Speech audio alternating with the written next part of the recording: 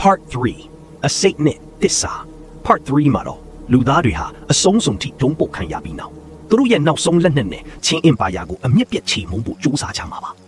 ချင်းဘရင်မကြီးမာရာနဲ့လူသားခေါင်းဆောင်တို့ရဲ့ထိတ်တိုက်တွေ့ဆုံမှုကိုမြင်တွေ့ရမှာပါ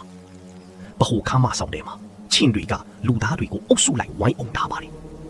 အမောင်ထဲမှာချင်းပိုက်ထဲကหนีနေနေတဲ့သွေးရောင်တွေက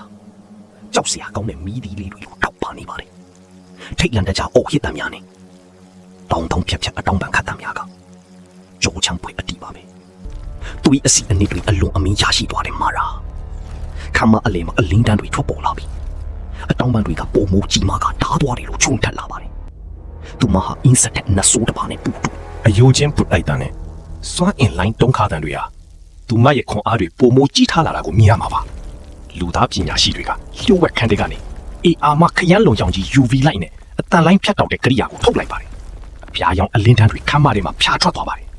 လျှက်စစ်အားသွင်းတန်နဲ့ဝုန်းကနေအလင်းထွက်တန်ကခမ်းမတွေပြန့်နှံ့သွားပါတယ်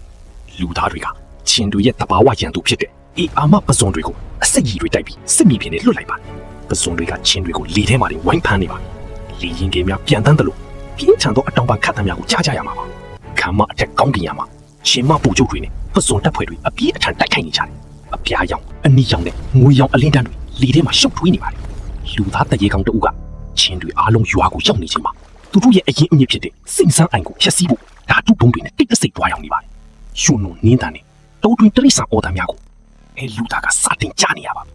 စိန်ဆန်းအိုင်အန်ဒီရရှိနေတာကိုချင်းပရင်မကြီးမာတာကအာယုံခံပြီးသွားပါတယ်သူမဟာလူသားရွာကိုစွန့်ခွာပြီးသူမရဲ့ဥတွေရှိရာစိန်ဆန်းအိုင်စီကိုဖျက်ဆီးလို့ရှိနေပြန်သွားပါတယ်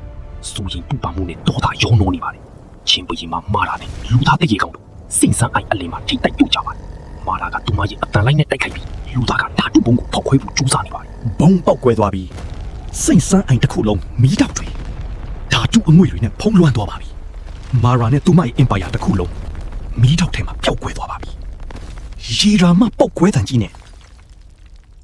အရာအားလုံးငြိမ်သက်သွားပါပြီနေထွက်ချိန်မှာတော့လူသားတွေဟာပျက်စီးသွားတဲ့ရွာကိုပြန်လဲပြင်ဆင်နေကြပါတယ်ဒါပေမဲ့ဝေးလံတဲ့ကိုတစ်ခုထဲမှာကြံရစ်ခဲ့တဲ့ချင်းဦးလေးတစ်လုံးကတလုံးလုံးနဲ့ကွဲအပ်ဖို့ပြင်နေပါပြီနောက်ဆုံးတွင်ရောက်စရာကောင်းတော့ကွဲကနေအတန်နဲ့အတူ Part 4 coming soon